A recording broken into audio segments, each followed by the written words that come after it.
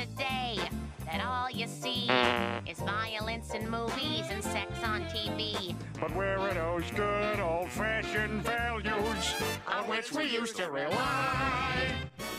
Everyone and their mother has talked about this show. Whether it be good or bad, positive or negative, doesn't really matter. Regardless of what you might think is wrong with it, whether you think just the outlandish and edgy, pushing the envelope aspect of comedy just doesn't work well in today's world, or maybe you just don't find the fucking thing funny anymore. Maybe you're one of those people that just never found it funny to begin with. But what can I do to differentiate myself or distance myself from the rest? I mean, I don't want to make this into... I don't want to make a fucking downfall of Family Guy video, but at the same time, I'm just well past the point of worshiping the show. What I'm hoping to get out of this video is just for me to delve into myself and the time period where I was a diehard fan of the show, and just get a better understanding of why we all used to hold the show in such high regard and what makes it so universal. What makes it so ingrained into our culture, even in this day and age where that type of thing isn't wanted in this world anymore? Hopefully I'm able to answer those questions.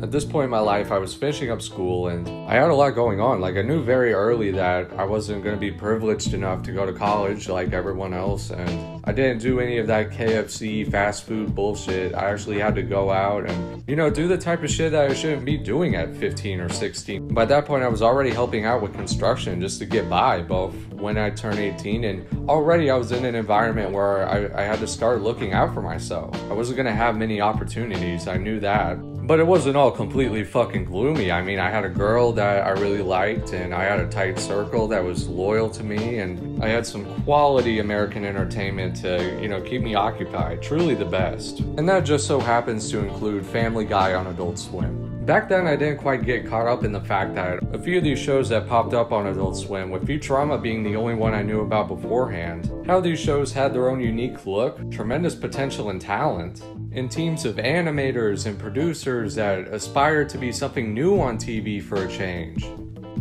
were treated like shit horribly by other networks just because they didn't know how to fucking promote them properly.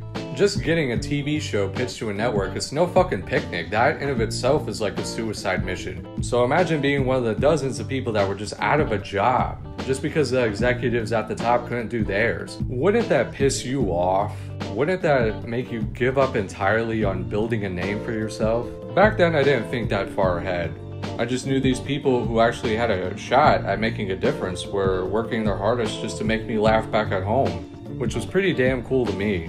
Never really had the mentality that, I watched Family Guy before it was a hit, because it's I always felt like there was success to be had with the show. And I mean, for fucking out loud, they had Charles Durning play Peter's dad, and then they had Adam West be the mayor of the town. Fucking Norm Macdonald and Adam Carolla as deaf. That's how you know they were trying to make a comedy. They were aspiring, they had tons of ambition, and they had every reason to. The vibrant colors, the overall happy-go-lucky atmosphere. I feel like the two people that saw Family Guy back in 1999 and wrote it off as a shitty Simpsons clone failed to realize that whatever triumphant victory that McFarlane had over at Hanna-Barbera literally did not matter here. If he couldn't create anything close to Homer, then as far as 20th Century Fox would be concerned, he'd only be good enough to clean up shit off a public bathroom wall. This Rolling Stone MTV mega hit, Beavis and Butthead, a brilliant satirical look at the stupidity of our youth, and how all the diverse shittiness of the grown-ups around them would aid them into being catastrophic fuck-ups. Mike Judge moves on from that, pitches the show over to Fox with Tom Anderson in mind, and they're like, just make a cartoon family sitcom and go fuck your mother. They were so lucky to have Mike Judge. They had no idea, no idea what they had. I can't think of a larger contempt for a network series than just the sheer hatred that Fox had for Futurama. You think they'd be grateful to have a new show by their top creator, and not only that, but they had an actress who at the time was only known for that other hilarious TV show that made your network worth a goddamn. I get it, if you make something that's really popular or successful and it, flies off, you're gonna want to have every single thing you approve of forward to be just like that other thing. Matt Groening had a brilliant idea, right? He was gonna take this 20th century kid, launch him into the future, have that future be about as silly and fun as Springfield, and just have a funny new way of telling a story while The Simpsons can still do whatever the fuck they want forever. But nah, Fox hated it to the fucking core, actually. With Family Guy, it's really funny because Fox was actively just undermining Futurama and anything new it was offering to the table, but they were paying attention to Family Guy. They treated it with almost the same amount of shit. I mean, Family Guy had a premature cancellation and then led to the indefinite one. But even then, Fox had to pay close attention to Family Guy just because of the, type of jokes they were writing. There was one episode dedicated to Jewish jokes, and Fox was just disgusted upon arrival, to say the least. Reworked multiple times. The jokes in the original ranged from "Oy vey, what the hagafish" to just, they're wizards and that they're good with money, and by the end of it, they made a completely watered down version that made the Griffins all look bad, and otherwise it just would have been an ordinary episode. They wasted so much time on this, and then by the time they finally got it done, Fox was like, yeah, we're not gonna air this, fuck you. Family Guy gets canceled again, Adult Swim picks it up, I start watching it there, they air the banned episode there, and I go to Walmart, I see a couple DVDs there, and I'm like, oh shit, they got this cartoon, and then this is where the popularity begins.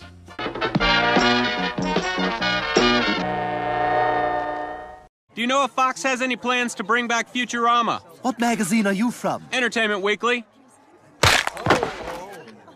Ooh boy. Did this show blow the fuck up?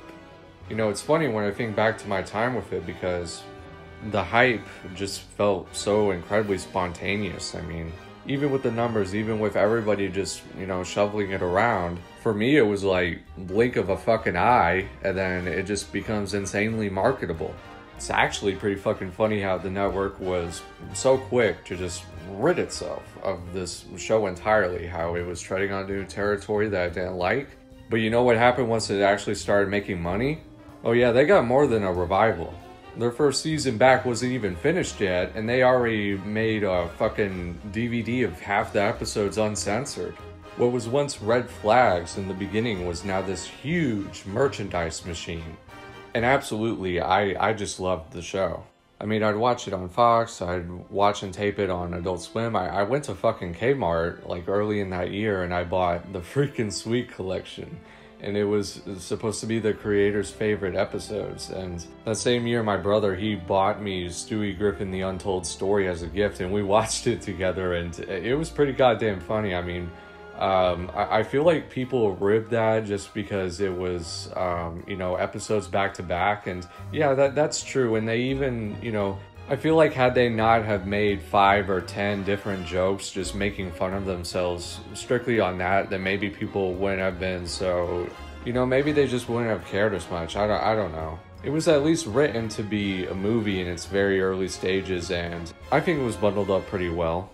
I hadn't watched it in years. I actually went back to it recently and was just instantly reminded about how much, my life has changed. And I was still fortunately able to chuckle through a bit of it, so my taste buds haven't completely died off yet.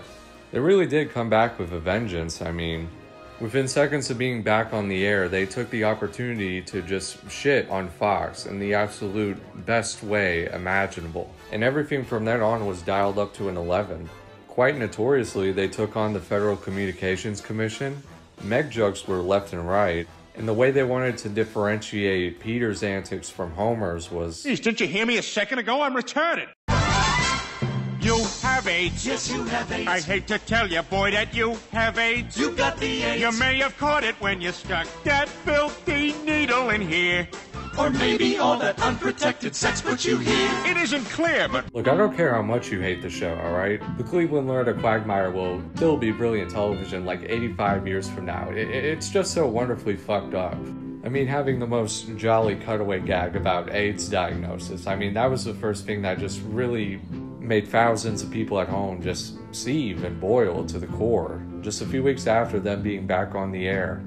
In the entire plot line of Quagmire fucking his best friend's wife, and then Peter just blissfully walking back to his house after just watching his friend's marriage crumble, and just really was a kick in the nuts. But I'd take that over the happily ever after sitcom bullshit, So beyond Family Guy, the two other shows around the time that I remember it helped launch really was Robot Chicken and American Dad. Robot Chicken was funny as fuck in the first couple seasons, at least in my opinion, and American Dad was something that early on it was just, you know, the appeal to it was that it was close enough to Family Guy, and I tuned out of both of them about a few years after. They just weren't really my jam anymore. There was still a whole golden age going on besides any of those shows, really. I mean, Aqua Teen was still my top favorite, but by the end of 2005, the Boondocks popped up, and the Boondocks deserves a whole separate conversation entirely. I mean, that show changed the way diversity and comedy and entertainment was looked at forever. I mean, I remember just watching that whole Garden Party premiere and just, it was nothing I had ever seen before, but it was incredibly funny, and there was just, there was heart to it. There was heart and soul to it. There was meaning to it, you know? And the funny thing is, by now, I think everyone knows about it, and it probably would be at the same status of Family Guy had it not been for the fact that it's a good thing that with Boondocks, you have to actually reach out to the show or read the comic, you know? You can't have a talking Uncle Ruckus bobblehead. Like, that would be a PR nightmare. And that would have just went against the integrity that the show used to have if it was just this big fucking merchandise chain. But they probably will do that later down the road with the HBO Max bullshit. You know, because Hollywood and Warner Brothers, they think Boondocks is clown TV, and that they think everyone watching at home, especially you, is a clown, and that you drink water meant for crows. But, you know, they're probably going to turn it into BET. They're probably going to turn it into the very thing that the crew was fighting against. That was pretty much what season 4 was, but in terms of its relationship with Family Guy, I don't think there's never really been jealousy or superiority over the other. I think they both know their place in entertainment, but that pretty much wraps up 2005. Now we can get into the real heavy shit. Go, you fucking pussy! The South Park mania of the late 90s was one of the first very popular things that I was really a part of. And the cool thing about it was that as it was airing, it was kind of like a mirror to my life, because it was like, at the time I wasn't that much older than the kids on the show, but it was just this thing where you would watch last night's episode and then you would, you know, talk about it with your buddies in the school cafeteria. Then you would have, there was just this big conversation around it. And even the piece of shit town I was in, that was pretty much even worse than South Park. Like, all the years worth of religious pandering in this one shithole hick town, it didn't matter. There was no stopping the exposure. I couldn't get enough of it. Comedy Central would just air those few episodes over and over and over and over again, and I would just, you know, sit back and watch it. And we were talking about how quick Family Guy was getting all their new stuff out there, but no, with South Park, it was like they were shitting out like all these different VHSs and DVDs of just like 4 episodes each and bootlegs of the show. Without a doubt, they were quickest to blow up, period. They already had a fucking feature film by the time it was like less than 3 years old. I mean, you know, The Simpsons took like 20 years just to get a movie out there. And if you've watched Bigger, Longer, and Uncut, you would know, without a doubt, one of the funniest movies of all time, and freedom of speech and censorship. No other film in cinematic history has tackled any of those subjects in a better way than South Park has, and they made that type of conversation a million times better. You know, my brother and my grandparents were really my guardians, so in terms of just me watching it in the 90s, really, it wasn't the farting, it wasn't the, you know, swearing, it wasn't the violence. It was Jesus and Pals. Because Jesus Christ was a supporting character on the show very early on, I had to be really careful anytime that was on TV. Incredibly brave for the time. For him to have a whole fucking Dragon Ball Z fight with Santa Claus for the pilot, and then have a televised episode where he's getting his ass beat in a boxing match by the devil himself. Wasn't really all that difficult hiding that from my family, but nearly 10 years later, 2006, the best year of my life and the best year for a lot of people, really. My grandma, she wanted to watch Adult Swim with me, and we watched it before in the past. We watched the first Aqua Teen airing together, and there's a couple other times off the top of my head. She was hilarious to watch TV with, but she had never watched Family Guy before, so this was her first time, and one night we just sat down and watched a rerun. It wasn't even a 2005 episode. It wasn't anything recent, but It was the angriest she had ever been in her entire life. And I never saw her get angry like that ever again, but she swore off television for days just over this one joke. And for that reason, I think it's the most brilliant thing the show's ever done. Good afternoon, everyone. As you know, we of the Christian faith believe that Jesus is not really dead, but that he must let the world think that he is dead, until he can find a way to control the raging spirit that dwells within him. Da, da, da, da, da. We were both like engaged with it. Like, that's the thing. Like, he was setting it up how Jesus wasn't really dead. We're paying attention to the whole setup of it, and then as soon as he lifts up the fucking Hulk thing, she's like, turn that shit off. To think I guarded her years prior from Jesus on South Park, the most blatant and obvious fucking thing, to Family Guy doing that so nonchalantly. But you know, both of those shows did a really incredible thing by being some of the first to really express religious freedom. And I'm not just saying that because I've been an atheist for decades. Their work truly has been revolutionary in terms of that level of mockery. It's a shame that radical Muslims in the Church of Scientology don't feel the same way, but fuck them. So 2006 was also pretty much the year where South Park was on the news like every single week. And part of that was just their response to Danish cartoonists that had their lives on the line for depictions of Muhammad because, you know, it doesn't matter that it's a fucking cartoon. Anyone that dares challenge those precious little beliefs of yours, they deserve bodily harm, right? So Trey and Matt did a two-parter just on that topic, and they included Family Guy just because they hated them. And if they were to go down over Muhammad, then they would take him down with them. But it was perfect. Even Adult Swim gave a round of applause for how good it was. And let's be real here. We all fucking loved both either way. I mean, there might have been some hatred or some jealousy there, but no real assassination. South Park wasn't even the first to really bitch about the cutaway gags. I think that complaint was around for quite a while. And the feud between Simpsons and Family Guy was always bullshit. I mean, Groening and McFarlane were friends for a very long time. It was just that one joke where Quagmire raped Marge, which made everyone mad, but I never really cared about the feud. I actually liked the fan crossovers that would be on like YouTube and stuff before the two shows cashed in on it many years later, and it was just okay. I guess it was just another one of those things where they just waited too long to make it. I mean, there was a time where looking up real-life photos of Peter and Meg Griffin would make me laugh my ass off, but now, not so much. I mean, once again, my sense of humor. But yeah, 2006, they were still at their height. I mean, I actually had friends talk me into getting the game from Blockbuster, the PS2 game, that Adult Swim actually reported to me first. One of the weirdest games I've ever played. I thought it was going to be like hit and run, but a lot of people ended up hating it, which I thought it played fine. I find it funny looking back. At my Walmart for years, they had a whole goddamn glass shelf of that game. And because I didn't pay attention to that type of shit, I thought it was in high demand, but apparently no, like they just couldn't get rid of the fucking thing. So, what really happened after 2006 and beyond? When Family Guy was first picked up by Fox, I was inexperienced, I had no credibility, I was facing a lot of skeptics. After the show was staffed, and we were all set to start writing show 1 of season 1, we effectively went on strike. Every primetime Fox animated show was uniting to force a resistance studio to allow animated sitcoms to join the guild.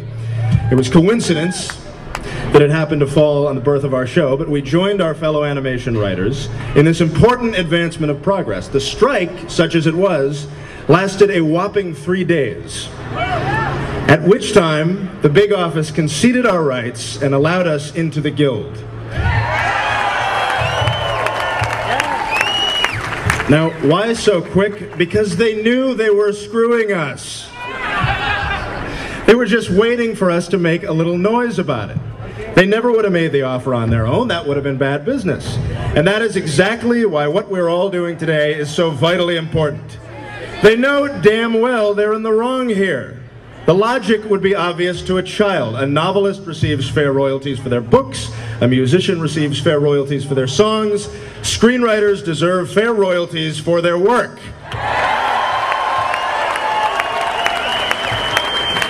It's the main reason why I really respect McFarlane. You know, anybody can be funny, but Time and time again, he tells the people that own him to go fuck themselves. I wish more big shot creators had that type of backbone. But even without that big writer's strike, Family Guy and Robot Chicken did those Star Wars movies that George Lucas really liked. And for the 100th show, Stewie finally killed Lois. Which, looking back, that's probably where the show should have ended.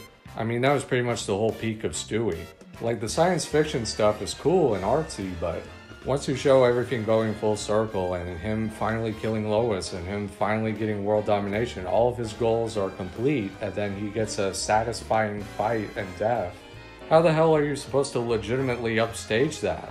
I wasn't really disappointed about it at the time, but I still thought that White House fight was the coolest thing ever.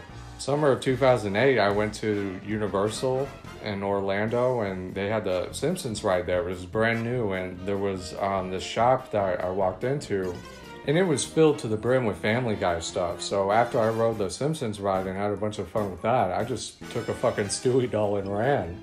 But yeah, with that two-parter, I remember most people were pretty much satisfied with it. I think there was only a couple people that thought there was going to be legitimate changes, and with Cleveland dying, I think they still could have had the Cleveland show.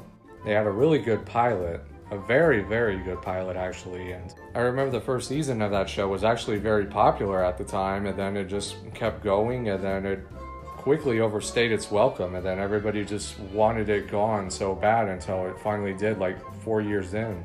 What I really hated about it the most was that it actually had the best chance to be unique, because with Cleveland, he was this slow-talking, ordinary guy. They could have gone multiple angles with him, but they decided they were just going to make another Family Guy. Like, that's it, you know? And this was the exact same time where Family Guy stopped being recognizable to me. Quagmire was the first thing to really set me off. And I know a lot of people had problems with him from the very beginning, but I used to like him a lot because he was kind of like this Bugs Bunny, Barney Rubble cartoon archetype that would also be a sexual predator. And of course I just found the context of that to be very hilarious. But you know, I totally get why people hate the character and they don't really like those type of jokes at all. I completely understand that. He's just sucked for over 10 years now because all he can really do now is get angry. That's it. He's become the exact opposite of what his appeal was in the first place. The feud between him and Brian was never good. It was always steadily fucking terrible. It was always such a shitty attempt just to make a running gag character more than what he already was. You know, in this cartoon riddled with cutaway gags and all these different jokes, I definitely need Mr. Rape a fucking high school cheerleader Hogtie to go on a 2-minute rant about why Brian's the worst character in the world. I actually find a lot of those deep convo episodes just to be complete bullshit and a waste of fucking time. But she's the better person if she lets everybody pick on her. Just say you want to do fucking Meg jokes. Like, why did you need such a chicken shit justification? After a while of just either okay or bad episodes, Ted popped up. My brother and I saw that one and Ted 2 in theaters, and today those are the last 2 movies that I went to where the whole room was packed and laughing in unison. And they really were a breath of fresh air. I like that they were literally just Family Guy movies. And it pretty much was a resurgence because that movie literally just exploded 2012. All I know is it was the first movie I bought where the DVD came with a t-shirt, and I had this weird ancient Talking Ted app. Before that movie, I was a real good fan of Drawn Together, and I picked up that direct-to-DVD movie at Walmart with the main selling point of it was that Seth MacFarlane played the robot villain. Terrible fucking movie. I regret buying it, but oh well. He was starting to be in stuff like the Roast of David Hasselhoff and stuff like that for Comedy Central, and I think he was really trying to just get out, you know? Everyone can kind of tell that he's been trying to express his talents elsewhere for a very long time, which is good. And the real problem with the show, it just got fucking old. 22 fucking years, for Christ's sakes. The 14-year-old kids watching it now were sucking on their mama's titty by the time they were back on the air. It's been such a long time that the cancellations don't even mean shit anymore to anybody. I mean, what do you expect the main discourse to be after 20 seasons? Duh, why are their eyes not open all the way? Duh. And they do still do some interesting stuff here and there that gets them into articles and shit. But really, they're just tired, and I don't hold that against them. And speaking of tired, that's pretty much what I've been after this entire month working on this video. I had to dig out all these tapes that I recorded like over 15 years ago and had to cipher through all of them, and I'm just so happy to finally get this done. I'm so relieved. I mean, I hope my next video will be better and that I'll be less tired and drunk, but that's it. It's 2 in the afternoon and I'm going to bed. Thanks for watching. I promise there'll be no pain or sorrow. So come on, come on, come on.